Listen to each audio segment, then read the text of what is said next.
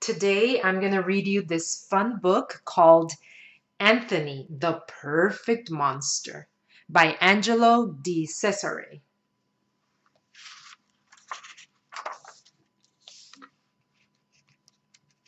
Everyone said Anthony was perfect. Perfect, said his mother. Perfect, said his father. Perfect, said his babysitter. Perfect, said his cat. But being perfect was hard. Every day, Anthony had to comb his hair and brush his teeth and button all his buttons. Then he had to be nice and quiet and polite all the time. Anthony was perfect when his mother said, "Wear your raincoat," even though it was sunny outside.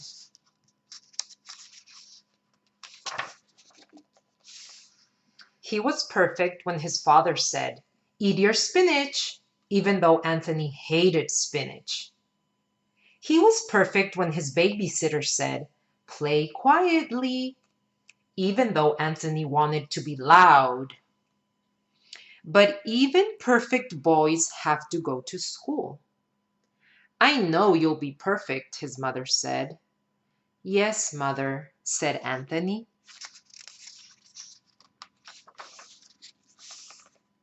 On the first day of school, Anthony combed his hair and brushed his teeth and buttoned all his buttons.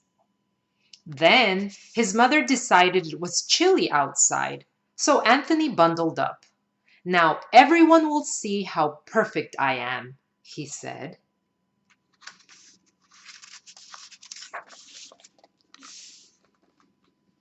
But when Anthony got to school, the other kids stared at him.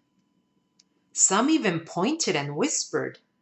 It made him feel shy, but he tried to be perfect anyway.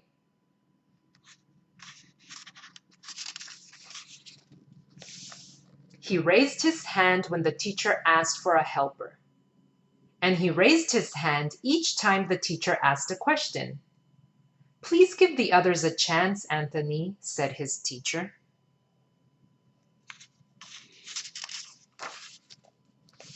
That day after school, Anthony saw some boys with super splurters. Anthony stood between the boys. "Let's play a nice game like tippy-toe tag," he said.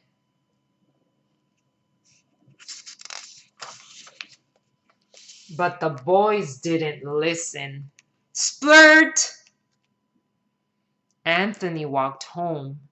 He had tried so hard to be perfect, but no one seemed to like him. No one even seemed to care.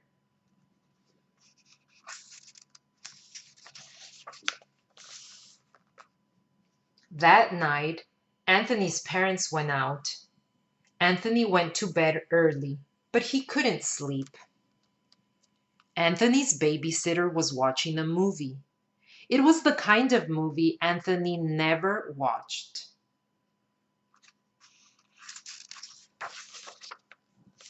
It was about a man named Harry.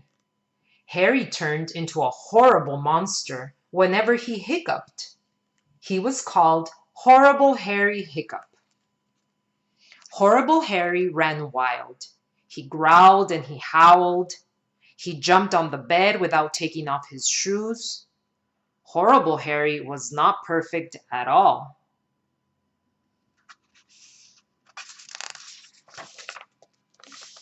Anthony went back to bed and thought about Horrible Harry Hiccup. The next morning, Anthony woke up tired and cranky. He didn't comb his hair or brush his teeth. He didn't even button all his buttons.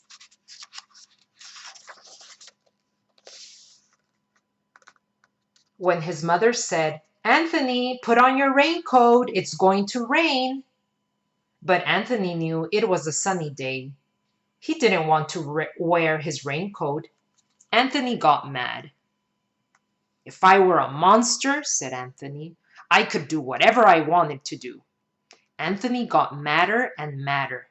I wish I were a monster, he said. I wish I... Anthony hiccuped. And it happened. He let out a long, loud growl. It sounded a lot like, I don't want to wear it. Anthony ran past his mother.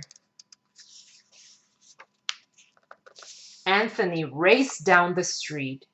He saw the two super splurter boys. They were playing Crasher Smashers. I want to play too, roared Anthony. Bump, bam. Sure, said the boys. They charged at him. Anthony let out a growl. He charged back. Down they went with a monster bump. Wow, said the boys. In school, Anthony crouched on his seat. Not once did he raise his paw to be a helper or give an answer. Finally, the teacher asked, Anthony, do you know the Spanish word for yes? Grrr, Anthony yelled.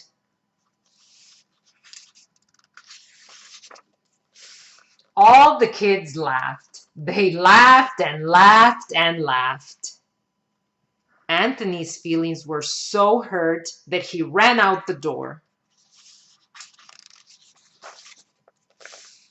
Anthony hid in the hall closet. Inside, he cried as only a monster could. A very sad monster.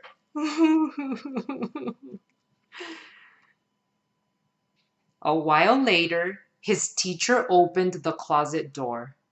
Maybe I can help, she said kindly. I tried so hard to be perfect, he said, but nobody likes me. Anthony's teacher smiled and led him into the hall.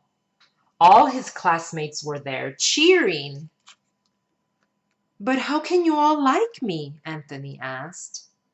I said no to my mother. I ran wild and played rough. I cried and growled.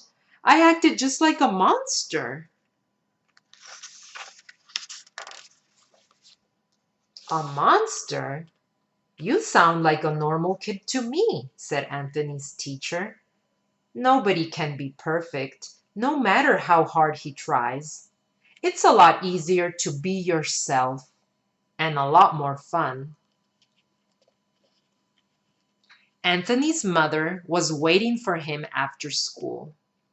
Do you still love me? He asked. Even though I'm not perfect? His mother smiled. Of course I do, she said, and she gave him a great big hug.